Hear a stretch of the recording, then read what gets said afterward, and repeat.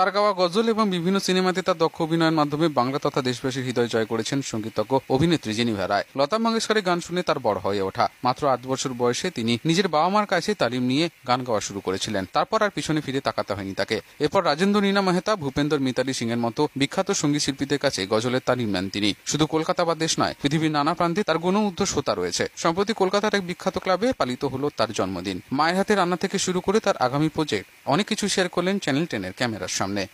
সকাল থেকে অনেক কিছু, মানে সকাল থেকে বলবো না, মানে কালকে রাত্রির 12টা থেকে কালকে মানে সন্ধ্যে থেকে আমার একটা সেলিব্রেটিং ছিল আইটিসি রয়্যাল বেঙ্গলে। ওখানে আমার ফ্রেন্ডস কিছু এসছে, তারা আজকে আসতে পারবে না বলে ওখানে সেলিব্রেট করেছে। তারপরে বাড়িতে এসে আবার 12টার সময় কেক কেটেছি, মানে 2বার কেক কাটা হলো, আজকে নেবার 3বার। মানে কালকে থেকেই চলছে এই জিনিসগুলো, আমাদের খুশি আনন্দর একটা সময়।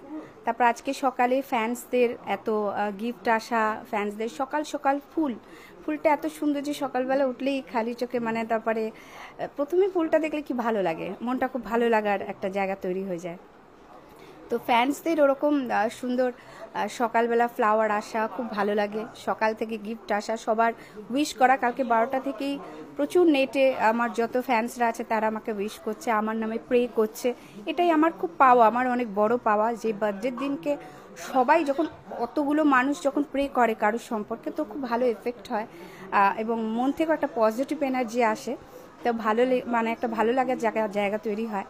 আর সকাল থেকে তারপরে তো আমার এই শুধু ফ্যান্সদের সাথে কথা বলা, কারণ সারা বছরই ফ্যান্সদের সাথে বেশি কথা হয় না, কারণ শো নিয়ে ব্যস্ত থাকা, রেকর্ডিং নিয়ে, প্ল্যানিং নিয়ে, এসব নিয়ে খুব একটা নেটে আমি আসি না। যদি খুব কাজের কথা আমরা হোয়াটসঅ্যাপেই বলি। কিন্তু আজকের দিনটা মানে বার্থডের সময় আমি মানে আগের দিন থেকেই ফ্যান্সদের সাথে পুরো টাইম দিই, 3-4 ঘন্টা, মানে অনেক রাত্রি করে কথা বলা, তাদের সাথে প্রত্যেক কথার জবাব দেওয়া, প্রত্যেক কথা যারা চিনি না, যারা এত প্রে করেছে আমার গান, যারা আমরা গজলের যারা খুব ভক্ত, যারা খুব ভালোবাসে, তাদের সুন্দরভাবে আমি জবাব দিই, তাদের ভালো লাগে, তাদের এতদিনের যে মনোবাঞ্ছা সেগুলো জানতে পারি যে তারা কি চাইছে আমার থেকে, নতুন যে প্রজেক্টগুলো আমার আসছে তারা কি ধরনের গজল আমার লিপে শুনতে চাইছে বা আমার অ্যালবামে চাইছে। তো সকাল থেকে এরকমই হচ্ছে, সকাল থেকে সারাদিন আজকে এই নিয়েই ছিলাম, ফ্যান্সদের যত গিফট দিয়েই ছিলাম, তাদের সাথে ভালো সুন্দর কথাবার্তা নিয়েই আমার সকালটা হয়েছে। তারা চাইছে যে আবার যাতে আমি বাংলা ছবিতে অভিনয় করি।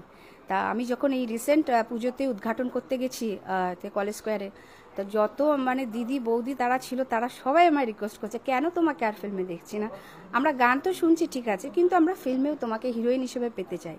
তা আমি তখন বলেছি গজল নিয়ে আমি ব্যস্ত, সুতরাং গজলটাকে নিয়ে প্ল্যানিং করতে গেলে আমার বাকি কাজগুলো হবে না, তার বাকি কাজ করতে গেলে আমার এইটা হবে না। তো সেই জন্য আমি এখন প্ল্যান করেছি যে 2টো বাংলা ছবি আমি লাস্ট করব, এবং সেটা খুব বড় রকমের একটা ধামাকা করে করবো, এবং খুব হাটকে মানে স্টোরি হবে, এবং এটাতে আমরা অর্জুন রামপালকে কাস্ট করার চেষ্টা করছি, এবং এটা টোটাল কনফিডেন্সিয়ালভাবে আমরা এগোচ্ছি। যেদিন খুব তাড়াতাড়ি এই মাসেই আমি খুব তাড়াতাড়ি একটা আমাদের পার্টি হবে পার্ক হোটেল বা কোনো একটা হোটেলে, সেখানে আমরা অ্যানাউন্সমেন্ট করব যে কি ছবি, তা কি নাম, কজন কাস্ট আছে, কারা কারা আছে। Bureau report, channel 10।